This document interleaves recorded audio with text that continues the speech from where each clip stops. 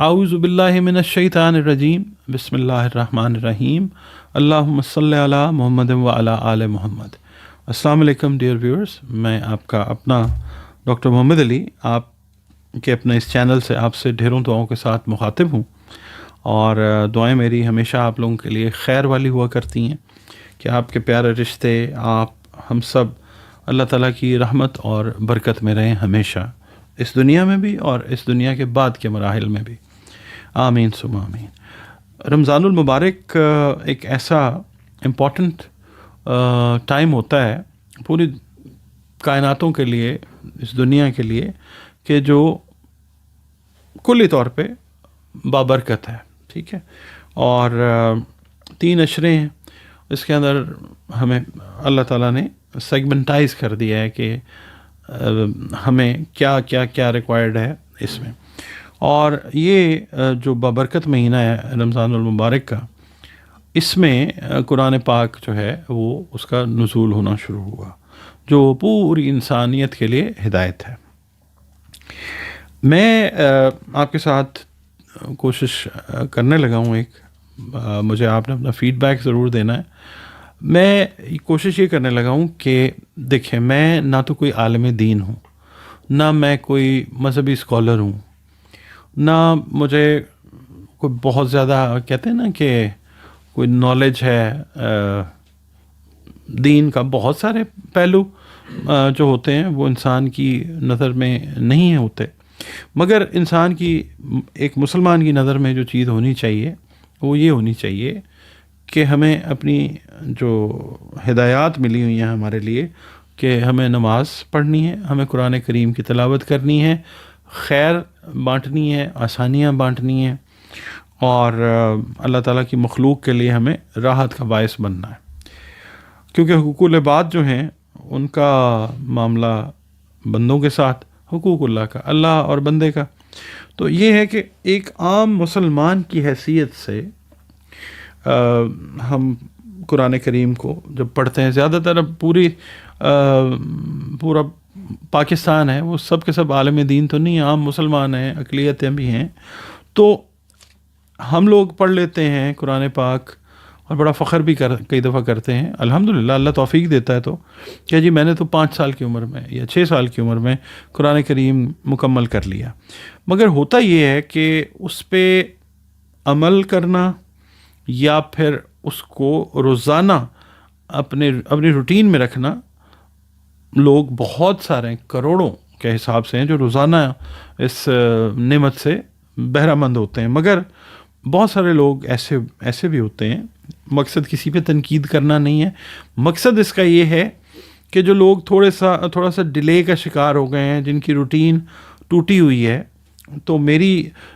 کوشش جو ہے وہ یہ ہے کہ اس چھوٹی سی کوشش سے ہم لوگ جو ہیں، دیکھنے والے جو ہیں،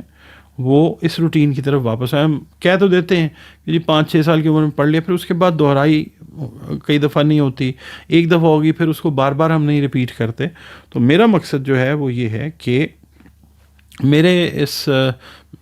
کام سے اللہ تعالیٰ اور اللہ تعالیٰ کا جو محبوب ہے وہ راضی ہو جائیں، اور باقی یہ ہے کہ جو میرے بہن بھائی تھوڑا سا مس کر رہے ہیں اس روٹین کو، یہ ویڈیو دیکھیں تو اللہ تعالیٰ ان کے دل میں یہ خیال پیدا کرے کہ ہمیں اس نعمت کے ساتھ بھی جڑنا چاہیے۔ کئی لوگ ایسے بھی ہیں کہ جو نماز تو پڑھتے ہیں مگر قرآن کی ان کی روٹین نہیں ہے، تو میری ریکویسٹ بھی یہ ہے کہ یہ جو ویڈیوز میں آپ کی خدمت میں پیش کروں گا نا،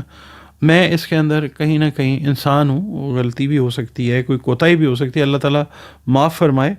آپ لوگوں نے بھی صرف نظر کر دینا ہے۔ میں بیان صرف یہ کروں گا کہ میں نے ایز عام مسلمان، بطور ایک عام مسلمان کے، قرآن پاک سے مجھے کیا میسج جو ہے وہ آیا، تو میں یہ آپ لوگوں کی خدمت میں ویڈیوز جو ہیں یہ اس رمضان میں کوشش کروں گا، اگر اللہ نے مہلت دی، موقع دیا، زندگی صحت دی، تو میں 30 پارے جو ہیں، جو مجھے میسج ریسیو ہوا ہے، میں وہ آپ کے ساتھ شیئر کروں گا آپ کو، کیونکہ قرآن کریم کا اعجاز یہ ہے کہ اسے ہم جتنی دفعہ پڑھتے ہیں ہمیں کوئی نئی چیز ہمیشہ ملتی ہے، تو ہم اس کو ایک کوزے میں تو بند کر نہیں سکتے. یہ تو ایک بحر بے کراں ہے، مطلب اس کی کوئی وہ لمٹ تو ہے ہی نہیں اس کی برکتوں کی. مگر یہ ہے کہ ایز اے مسلمان، ایک عام جو مسلمان پڑھتا ہے جب قرآن ترجمے کے ساتھ، اس کو کیا مطلب میسج آتا ہے، میں وہ آپ کے ساتھ شیئر کرنا چاہتا ہوں. اور اس کی نیت صرف یہ ہے کہ اللہ تعالیٰ جو ہماری زندگی ہیں ان میں اپنی برکتیں، نعمتیں اور رحمتیں شامل کر دے، اور ہماری زندگی جب اگلے مرحلے میں چلی جائے بعد از زندگی والے میں، تو آپ کا دیکھنا، اس کو دیکھ کر سمجھنا، اور دیکھ کے اگر آپ کے دل میں شوق پیدا ہوتا ہے کہ قرآن کریم کو کھول کے دیکھوں کہ جو اس بندے نے بات کی ہے وہ واقعی ایسے ہے، اسی بہانے سے یا اسی وسیلے سے آپ اگر اس کو دوبارہ سے پڑھنا شروع کر دیتے ہیں، آپ کو ثواب کہیں نہ کہیں مجھے بھی مل جائے گا. اور اس کا تعلق ٹوٹلی جو ہمارے مرحومین ہیں ان کے ثواب کے لیے ہے، اور اس سے پہلے جو اہل ایمان ہیں ان کے لیے، اور اس سے پہلے جو انبیاء کرام اور اللہ تعالیٰ کی نیک ہستیاں پنجتن پاک، ان کے لیے بطور تحفہ. اور اللہ تعالیٰ سے پھر درخواست سب سے پہلے یہ کہ اس کو، کوشش کو اپنی بارگاہ پر انوار میں قبول اور منظور کر لے. مقصد صرف یہ ہے. اور پھر میں یہ عرض کروں گا کہ جو اب نئے بچے یا بچیاں، جس کو ہم بڑے وہ ماڈرن طریقے سے جین زی یا جین الفا کہتے ہیں، میں چاہتا ہوں آپ ویڈیوز جو ہیں یہ والی اگر آپ کو سمجھ آتی ہیں تو آپ ان کو شیئر کیجیے اپنے بچوں کو، جو ہے وہ بھی بتائیے کہ مطلب it is the lesson what we have attend اور what we have received from the noble Quran. جو ہمیں پیغام ملا، جو ہمیں لیسن ملا، وہ اپنے بچوں بچیوں کے ساتھ بھی شیئر کریں، تاکہ ان کا بھی دین اور دنیا والا معاملہ جو ہے وہ روشن اور پر نور ہو جائے اس کی قرآن کریم کی روشنی سے. تو آپ سے یہی ریکویسٹ ہے کہ دعا کرتے ہیں اللہ تعالیٰ سے کہ اللہ تعالیٰ ہماری اس کوشش کو قبول کرے، اور ہم لوگ جو ہیں وہ ایک ریوائول جو ہے، کیا کہنا چاہیے، اپنی انڈرسٹینڈنگ کا وہ کر سکیں. اعوذ باللہ من الشیطان الرجیم، بسم اللہ الرحمن الرحیم. السلام علیکم ڈیئر ویورز، آپ لوگوں کا بہت شکریہ. آپ جو قرآن کریم سے ریلیٹڈ رمضان المبارک کے متبرک مہینے میں سیریز ہم لوگ کر رہے ہیں، آپ لوگ دیکھ رہے ہیں، کمنٹس بھی میں آپ کے پڑھتا ہوں، اللہ کا شکر ادا کرتا ہوں، اللہ سے دعا کرتا ہوں کہ کوئی جو ہے ایسا بہن بھائی ہو یا ہم سب ایسے ہوں کہ قرآن کریم کی جو واضح ہدایات ہیں ان کو ہم پریکٹیکلی سمجھ کر اپنی لائف میں یا اپنی زندگیوں میں امپلیمنٹ کر سکیں. آج اس سلسلے کی 12ویں ویڈیو، پارہ نمبر 12 جو ہے، وما من دابۃ، اس کے بارے میں بات ہوگی. اس کا مکمل جو مفہوم جو مجھے سمجھ آ سکا وہ میں آپ تک کنوے کروں گا. اس پارے میں جو ہے انبیاء علیہ السلام کے واقعات ہیں، صبر و استقامت کی عظیم تعلیمات جو ہیں وہ موجود ہیں. اس کی بیسک جو معلومات ہیں وہ میں شیئر کر لیتا ہوں. یہ شروع ہوتا ہے سورہ ہود کی آیت نمبر 6 سے، اور یہ ختم ہوتا ہے سورہ یوسف کی آیت نمبر 52 پر، پارہ نمبر 12. اس کے اندر سورہ ہود کا بقیہ حصہ آ جائے گا اور سورہ یوسف کا ابتدائی حصہ جو ہے وہ آ جائے گا. اس کی اب ہم بات کر لیں گے. سورہ ہود کی آیت نمبر 6 سے آیت نمبر 123 کے بارے میں بات کرتے ہیں. یہ سورہ ہود جو ہے بنیادی طور پر انبیاء علیہ السلام کے واقعات، قوموں کے انجام اور صبر و استقامت کا جو درس ہے وہ دیتی ہے. آیت نمبر 6 سے 11 تک جب ہم جائیں تو اللہ تعالیٰ فرماتا ہے قرآن کریم میں، اس سورہ میں، ہر جاندار کا رزق جو ہے وہ اللہ رب العزت کے ذمہ ہے، اور اللہ دلوں کے راز جانتا ہے. انسان جو ہے خوشحالی میں اتراتا ہے اور مصیبت میں مایوس ہوتا ہے. اور پیغام جو آیا مجھ تک وہ یہ آیا، جو مجھے سمجھ آئی، کہ رزق اور حالات جو ہیں وہ صرف اور صرف اللہ رب العزت کے ہاتھ میں. اس کے بعد آیت نمبر 12 سے 24 تک جب ہم سمجھنے کی کوشش کرتے ہیں، جو مجھے سمجھ آئی وہ یہ ہے کہ کفار کے مطالبے کے بارے میں بات ہوئی ہے، فرشتہ کیوں نہیں آتا، خزانہ کیوں نہیں، اور نبی کریم صلی اللہ علیہ وآلہ وسلم کو اللہ رب العزت کی طرف سے تسلی کی بات ہوتی ہے، اور قرآن جیسی صورت لانے کا جو چیلنج ہے وہ اس کے بارے میں بات ہوتی ہے، اور مومن اور کافر کی جو مثال ہے وہ دیتا ہے ہمیں قرآن کریم۔ اس کے بعد آیت نمبر 49 سے آیت نمبر 25 سے آیت نمبر 49 اگر ہم دیکھتے ہیں تو حضرت نوح علیہ السلام کی کا تذکرہ ہے۔ حضرت نوح علیہ السلام کی دعوت کے بارے میں بات ہوتی ہے، ان کی قوم کا انکار جو ہے اس کے بارے میں بات ہوتی ہے۔ اس کے بعد جو کشتی کی تیاری ہے، نوح علیہ السلام کی جو کشتی ہے اس کی تیاری کی بات ہوتی ہے۔ بیٹے کا واقعہ جو ہے حضرت نوح علیہ السلام کے بیٹے کا واقعہ وہ آتا ہے، اور پھر طوفان اور نجات کے بارے میں قرآن کریم جو ہے وہ ہمیں بتا رہا ہے۔ پیغام جو آتا ہے نا وہ یہ آتا ہے کہ رشتہ جو ہے وہ بنتا ہے ایمان سے، خون سے نہیں، ٹھیک۔ اس کے بعد پھر سورہ ہود ہی کی آیت نمبر 50 سے 60 کی جب تلاوت کرتے ہیں تو جو سمجھ مجھے آ سکی وہ قوم عاد کے تکبر کے بارے میں بات ہوئی، طاقتور غرور کے اوپر بات ہوئی، پھر عذاب کا جو نزول ہے اس کے بارے میں بات ہوتی ہے قرآن کریم میں، واضح ہدایت آتی ہے۔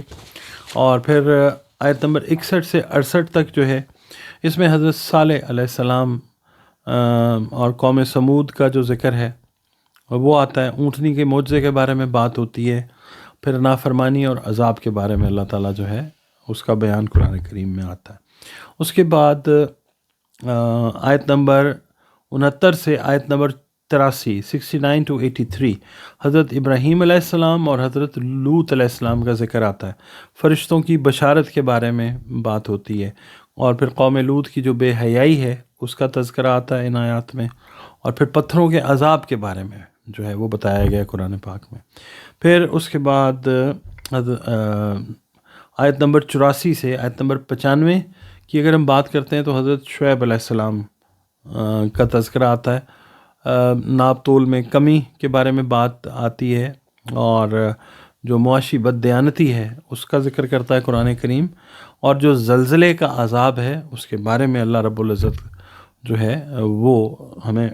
سمجھا رہا ہے۔ اور پیغام جو اس کا آتا ہے ان